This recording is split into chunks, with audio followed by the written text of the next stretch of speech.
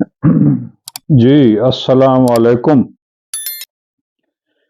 میرے بھائیوں، بچوں، بہنوں، بزرگوں، السلام علیکم۔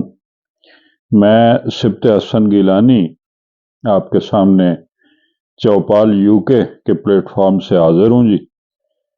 درمیان میں کچھ دن میں آپ کے سامنے حاضر نہیں ہو سکا، بہت سارے موضوعات پر بات کرنا تھی، لیکن بعض مصروفیات کے سبب ایسا نہیں ہو سکا جی۔ میں چاہ تو رہا تھا کہ فلسطین اور اسرائیل کے جو موجودہ تنازع پر بات کر سکیں، لیکن اس سے پہلے میں ایک اور مسئلے پر بات کرنا چاہتا ہوں جی۔ جب سے مجھے اس کا علم ہوا ہے جی، بہت تکلیف ہوئی ہے۔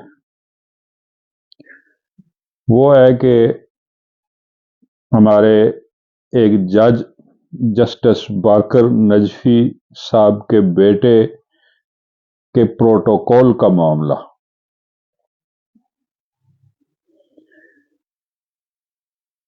اور جب سے میں نے جسٹس باقر نجفی کا نام سنا ہے جی، تکلیف تھوڑی سی اس لیے زیادہ ہوئی ہے کہ ہمارے دلوں میں ان کا کچھ احترام تھا۔ میرے ذہن میں جو اچھے ججز ہیں، نجفی صاحب کا شمار ان میں ہوتا تھا، لیکن بدقسمتی سے وہ بھی وہی نکلے جو منڈی میں مال اس وقت دستیاب ہے، میسر ہے۔ دیکھیے جو عدلیہ ہے نا جی، ہماری عدلیہ، اعلی عدلیہ، اس وقت اس کا نمبر دنیا میں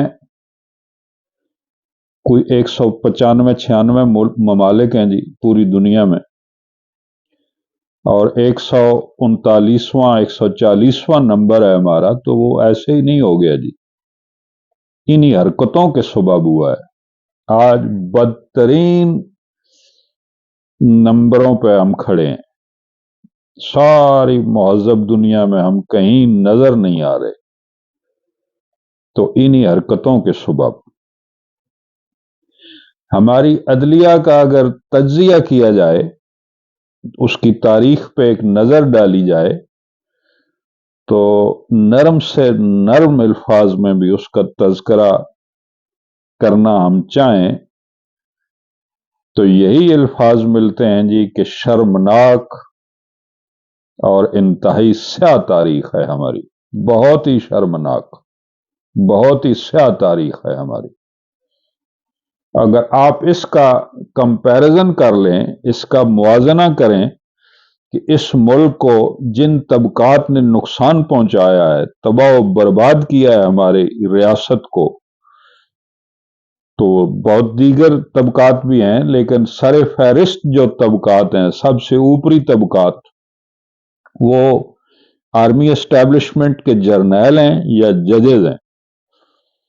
تو یقین جانیے مجھے 1% بھی اس پر کوئی شبہ نہیں ہے، میں پورے یقین کے ساتھ اور پورے اعتماد کے ساتھ اور پوری ایک تحقیق کے ساتھ یہ کہہ رہا ہوں کہ اس میں جو سر فہرست ہیں وہ ججز ہیں، وہ اعلی عدلیہ کے جج ہیں، وہ اعلی عدلیہ ہے۔ جرنیلوں کا نمبر دوسرا آتا ہے جی۔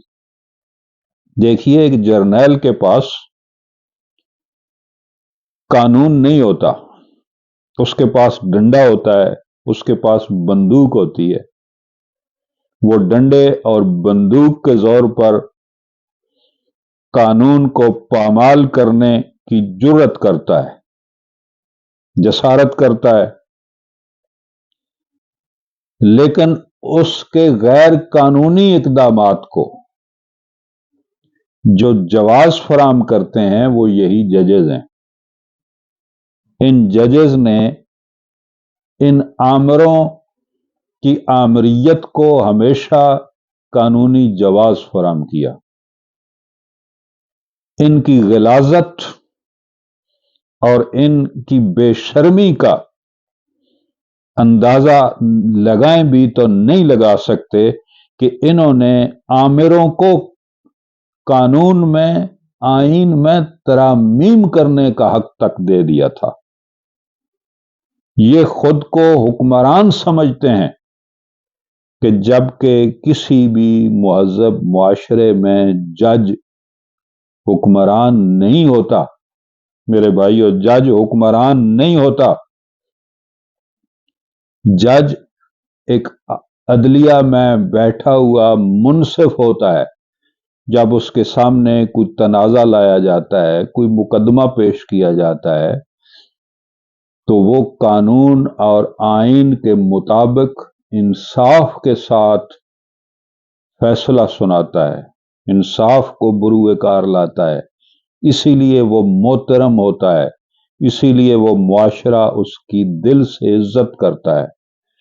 ایک جج کے مقام کو اسی لیے محترم اور اعلیٰ مقام سمجھا جاتا ہے کہ وہ معاشرے کو انصاف مہیا کرتا ہے۔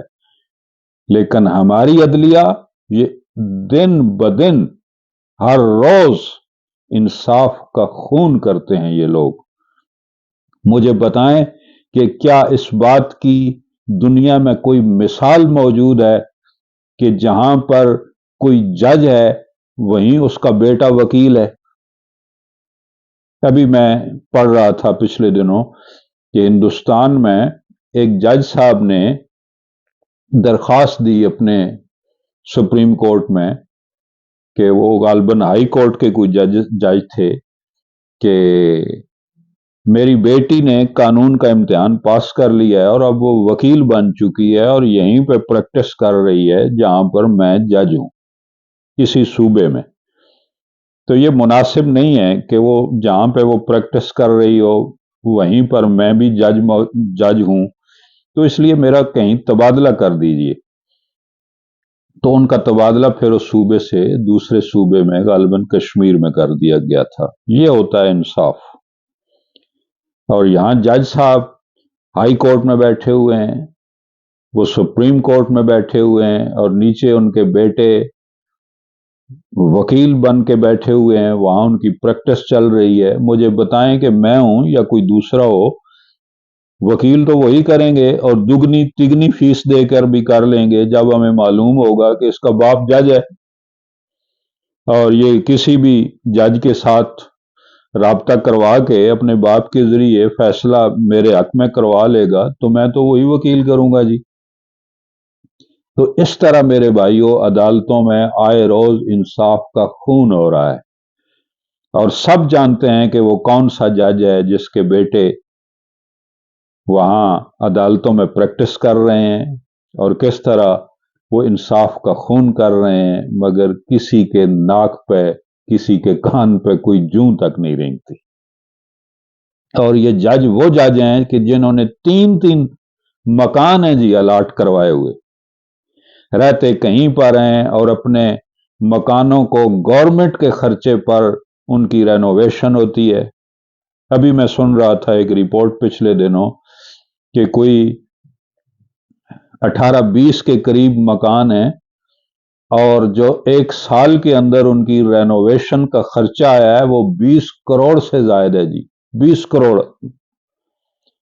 تو اس کا کوئی جسٹیفیکیشن ہے؟ یہ کون سے قانون، کون سے اخلاق کے ضابطے ہیں کہ سال کا خرچہ؟ اور وہ کون سے گھر ہیں جی؟ وہ ان کے اپنے ذاتی گھر ہیں، کسی کا لاہور میں، کسی کا کراچی میں، وہ ان کے ذاتی گھر ہیں جی۔ اور ذاتی گھروں میں خرچہ کہاں سے ہو رہا ہے؟ گورنمنٹ کا، ہمارے اور آپ کے ٹیکس کے پیسوں سے ان کے ذاتی گھر بن رہے ہیں۔ انہیں 2 3 پلاٹ الاٹ کیے جاتے ہیں کہ ایک پلاٹ بیچ لو، دوسرے پہ گھر بنا لو۔ اور کرپشن کی انتہا ہے جی۔ سب سے کوئی کرپٹ ترین ادارہ ہے تو یہ ہماری عدلیہ ہے، اعلیٰ عدلیہ۔ اس کا نمبر اس وقت دنیا میں 140واں ہے، جو انتہائی شرم کا مقام ہے۔ تو جسٹس باقر نجفی صاحب، آپ کی جو تھوڑی بہت عزت تھی نا، وہ انہی حرکتوں کے سبب اب وہ ختم ہو چکی ہے۔ کیا وہ کون سا قانون ہے جس کے تحت آپ نے اپنے بیٹے کو پروٹوکول دینے کے لیے اداروں کو خط لکھا اور آپ کا بیٹا اس وجہ سے وہ پروٹوکول کا تقاضا کر رہا ہے کہ وہ ایک جج کا بیٹا ہے جی؟ کیا مہذب دنیا میں، بلکہ کسی ماضی کی دنیا، ماضی کے کسی نظام میں بھی اس طرح کی مثالیں کتنی ہیں جی، کتنی مل سکتی ہیں ہمیں؟ تو میرے بھائیوں، تمہیں جن اداروں نے برباد کیا ہے ان اداروں میں اعلی عدلیہ کا نمبر سب سے اوپر ہے۔ آج ہمارے قاضی القضاء چیف جسٹس قاضی فائز عیسیٰ صاحب ہیں۔ قاضی فائز عیسیٰ کی ہم بہت عزت کرتے ہیں، احترام کرتے ہیں، اس لیے کہ وہ قانون کا احترام کرتے ہیں، وہ جمہوریت کا احترام کرتے ہیں، بہت ساری امیدیں وابستہ ہیں جی ان سے، اور مجھے ذاتی طور پر بھی اس بات کی امید ہے کہ قاضی صاحب کچھ نہ کچھ ایسا کر جائیں گے کہ جن کاموں کو ہم یاد رکھیں گے اور ان کا نام احترام سے لیں گے۔ اور سب سے پہلے غالباً ابھی تک فیصلہ نہیں آیا، کل پرسوں تک آ جائے گا کہ جو قاضی صاحب اگر جو چیف جسٹس کی جو ڈکٹیٹرشپ ہے اس کو ختم کر دیں اور اعلیٰ عدلیہ کے اختیارات پہ نظر ثانی کر کے اس ڈکٹیٹرشپ کو ختم کیجئے قاضی صاحب۔ سب سے سپریم ادارہ پارلیمنٹ ہے جی، عوام کا نمائندہ ادارہ پارلیمنٹ، سب سے سپریم ادارہ پارلیمنٹ ہے۔ وہ پارلیمنٹ جو آئین کو تخلیق کرتی ہے اور پھر اسی آئین کے تحت دیگر اداروں کا وجود قائم ہوتا ہے۔ سب سے سپریم اتھارٹی، سب سے اعلیٰ اتھارٹی وہ پارلیمنٹ ہے جی۔ اور آج شرم محسوس ہوتی ہے جی ان ججز کے، یہ جو فل کورٹس میں بیٹھے ہوئے بعض ججز ہیں کہ اس طرح ریمارکس دے رہے ہیں جیسے اس طرح کے وہ تاثرات ہیں ان کے کہ پارلیمنٹ ان کے ماتحت ادارہ ہے جی، اور وہ پارلیمنٹ سے بھی اوپر کوئی اتھارٹی رکھتے ہیں۔ ہرگز نہیں، ہرگز نہیں۔ تو میرے بھائیوں، جب تک آپ ان اعلی عدالتوں میں اور ان بڑی کرسیوں پر بیٹھے ہوئے اشخاص جو آمریت قائم کر کے بیٹھے ہوئے ہیں ان پر نظر نہیں رکھیں گے، ان کی حرکتوں پر نظر نہیں رکھیں گے، بلا خوف ہو کر ان پر تنقید نہیں کریں گے، اس وقت تک حالات کبھی بھی سدھریں گے نہیں۔ خدا حافظ۔